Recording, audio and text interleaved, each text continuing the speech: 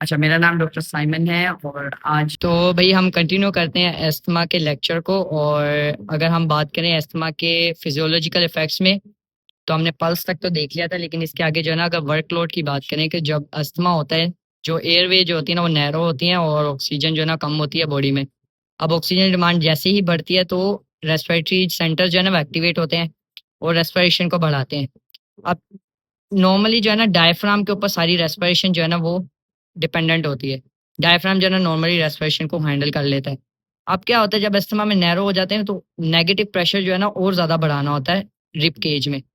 तो उसको बढ़ाने के लिए क्या होता है, डायफ्राम तो वर्क कर रहा होता है, डायफ्राम के साथ जो है ना जो हमारे पास स्टेर्नोक्लीडोमास्टोइड मसल होते हैं, जो हमारे यहाँ पे नेक से जो है हमारे पास मेस्टोइड पर जुड़े होते हैं स्टर्नम से।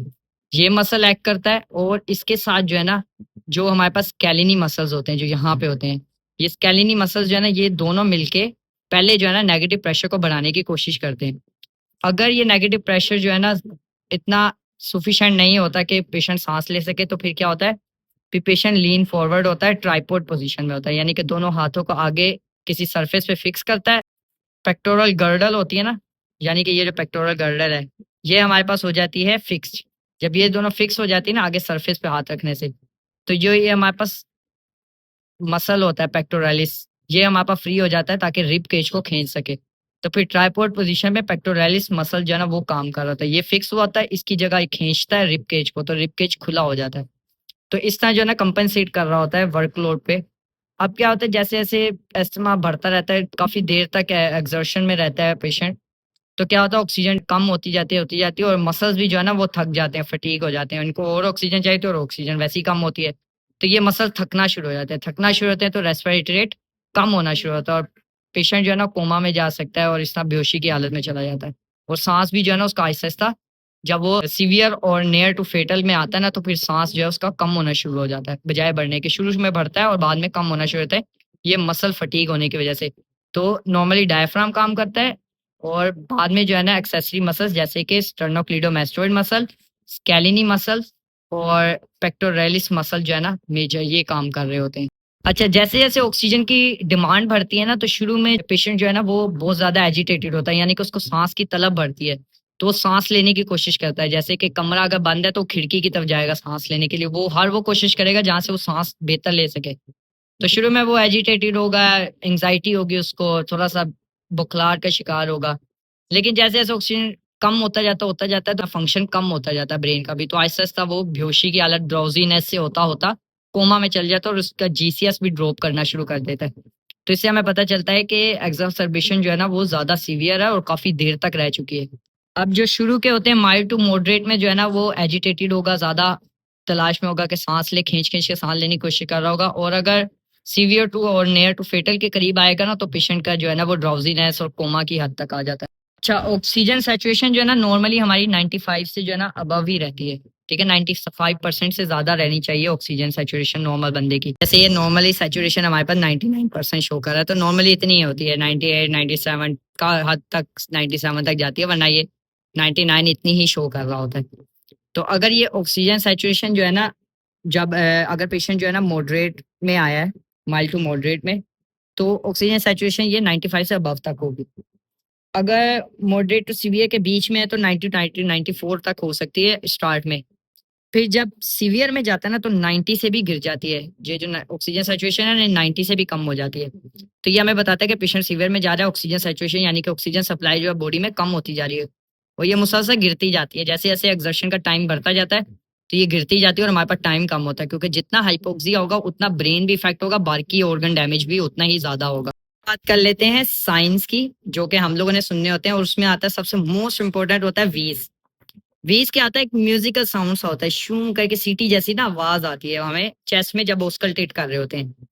अब क्या होता है, जब हमारे पास अर्ली प्रेजेंट करेगा ना पेशेंट अर्ली एक्सासर्बेशन में, तो क्या होगा, पोलीफोनिक वीज होगा, यानी कि कुछ एयरवेज इतने बंद होंगे, कुछ इतने बंद होंगे, मतलब उनके डायमीटर में डिफरेंस होगा। जो उनकी ब्रोंको कॉन्स्ट्रिक्शन है ना वो डिफरेंट लेवल की होगी और उनका डायमीटर डिफरेंट लेवल का होगा, तो उसकी वजह से पोलीफोनिक यानी कि मुख्तलिफ आवाज वाली वीज हमें मिलेगी, अलग अलग आवाज वाली, एक आवाज नहीं मिलेगी हमें। और जब क्या होता है, जैसे जैसे अस्थमा बढ़ता जाता है तो सारे जो हमारे पास वेल्व्स हैं ना, वो एयरवेज हैं, वो कॉन्स्ट्रिक्ट हो जाते हैं। तो सारे जब कॉन्स्ट्रिक्ट हो जाते हैं बिल्कुल अपनी मिनिमम स्टेट में आ जाते हैं ना सारे, तो फिर हमें एक यानी कि मोनोफोनिक वीज मिल रहा होता है और बायलेटरली मिल रहा होता है। शुरू में हमें किसी साइड पे ज्यादा, किसी अपर नीचे और लेफ्ट और राइट के हिसाब से कहीं पे ज्यादा कहीं पे कम मिलेगा, अलग अलग आवाज मिलेगी, पॉलीफोनिक वीज मिलेगा। और जब ये सीवियर की तरफ जाता है ना पेशेंट, तो मोनोफोनिक वीज मिलता है। जब क्या होता है कि जैसे जैसे पेशेंट और एक्सर्शन में जाता है तो वीज भी जो है ना कम होना शुरू होता है, यानी कि बिल्कुल कॉन्स्ट्रिक्शन और बढ़ जाती है, यानी कि जितना भी एयर फ्लो है ना वो बिल्कुल खत्म हो जाता है। तो एयर फ्लो कम होने की वजह से वीज जो है ना शुरू में बड़े होते हैं और बाद में जैसे जैसे नैरो होता है, जब एयर वो जब तक चल रहा होता है तब तक वीज आता है। जैसे ही एयरवे जाना हमारे पास कम हो जाता है तो वीज भी जो है ना आहिस्ता आहिस्ता कम होने लग जाते हैं। और जैसे ही पेशेंट सीवियर में जाता है तो बिल्कुल चेस्ट जो है ना साइलेंट चेस्ट शो करती है, यानी कि नॉर्मली तो शुरू में एजिटेटेड होता है, पेशेंट का रेस्पिरेटरी रेट बढ़ा होगा, सांस लेने की कोशिश कर रहा होगा और वीज जो है मिल रहे होंगे। तो जैसे ही एक्सर्शन बढ़ जाता है और सीवियर में जाता है, सीवियर में क्या होता है बिल्कुल साइलेंट चेस्ट। तो पेशेंट का अगर हम चेस्ट देखेंगे तो बिल्कुल मूव नहीं कर रहा होगा और उसमें जो है ना वीज भी नहीं मिल रहे होंगे, यानी कि एयर फ्लो बिल्कुल खत्म हो जाएगा। अगर हम बात करें पीक एक्सपायरेटरी फ्लो की, पीक एक्सपायरेटरी फ्लो क्या होता है? एक्सपायरेटरी फ्लो होता है जो पेशेंट जो है ना एक्सहेल करता है ड्यूरिंग एक्सहेलेशन। तो इसमें क्या होता है कि अगर नॉर्मल पेशेंट होगा ना तो एक्सहेलेशन उसकी जो है ना एक्सपेक्टेड के 75 या 80 से अबव ही मिलेगी, एक्सपेक्टेड जो वैल्यू होनी चाहिए। यानी कि पेशेंट सारी हवा जो उसके लंग्स में वो सारी एक्सहेल कर पा रहा होगा। क्यों? क्योंकि उसके जो डायमीटर है ना वो सही है और एप्रोप्रिएट है, तो उससे एयर फौरन बाहर एक्सहेल हो जाती है। जबकि अस्थमा में क्या होता है, जैसे ही नैरो डाउन होता है जो ब्रोंको कॉन्स्ट्रिक्शन होती है उसकी वजह से क्या होती है एयर अंदर ट्रैप हो जाती है, तो वो उतनी एयर नहीं बाहर निकाल पाता जितनी नॉर्मल निकालता है। तो एक्सपेक्टेड से 50 टू 75% के बीच में आएगी इनिशियली, जब mild to moderate acute exacerbation of asthma में जो है ना 50 टू 75% की ऑफ एक्सपेक्टेड वैल्यू के ना बीच में आएगी। अब जब सीवियर में जाता है ना पेशेंट, 33 टू 50% जो expected value off peak expiratory flow है ना उस तक आ जाती है वैल्यू, या वो 33% जो है ना वो एयर बाहर निकाल रहा होगा एक्सपेक्टेड के, जबकि उसको ज्यादा निकालनी चाहिए, बाकी सारी एयर यहाँ पे ट्रैप हो रही होगी। अच्छा, जब हमारे पास इससे भी ज्यादा आगे होगा ना, लाइफ थ्रेटनिंग की तरफ आ जाएगा पेशेंट, तो उसमें क्या होगा 33% से भी कम हो जाएगा एक्सपायरेटरी फ्लो वॉल्यूम, यानी कि बिल्कुल ही फ्लो कम होना चाहिए। अब ये फ्लो को हमें शो कर रहा है, जितना कॉन्स्ट्रिक्ट होता जाएगा फ्लो उतना कम होता जाएगा। तो पीक एक्सपायरेटरी फ्लो जो फ्लो है वो हमारे पास 33% से ऑफ एक्सपेक्टेड वैल्यू से भी कम आ जाएगा लाइफ थ्रेटनिंग में। एस्थमा में लाइफ थ्रेटनिंग या नियर टू फेटल जो है ना उसको हम कैसे डिटेक्ट करेंगे, उसमें हमें क्या क्या साइंस जो है ना मिल सकते हैं, पॉजिटिव साइंस क्या होते हैं उसमें? सबसे पहले एबीजीज हमने देखनी होती है। इसमें एस्थमा वाले पेशेंट में एबीजीज लाजमी चाहिए होती है उसी टाइम ना, अगर नहीं भी मिलती तो ये क्लिनिकल साइंस हमें देखने होते हैं। एबीजीज में हम क्या देख सकते हैं? एसिडीमिया।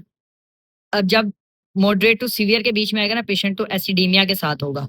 एसिडीमिया का मतलब पीएच जो है ना 7.35 से कम हो जाएगी। क्यों? क्योंकि partial pressure of carbon dioxide जो है ना वो बढ़ने लग जाता है ब्लड में, ऑक्सीजन जो है ना वो आ नहीं रही होगी और कार्बन डाइऑक्साइड जिस्म से बाहर नहीं जा पा रही होगी, तो कार्बन डाइऑक्साइड बढ़ेगी तो कार्बन डाइऑक्साइड जो है ना वो हमारे पास एसिडीमिया करवाती है ब्लड के अंदर बफर सिस्टम के हिसाब से। तो ये हमें इसमें साइंस मिल सकते हैं एबीजीज के थ्रू।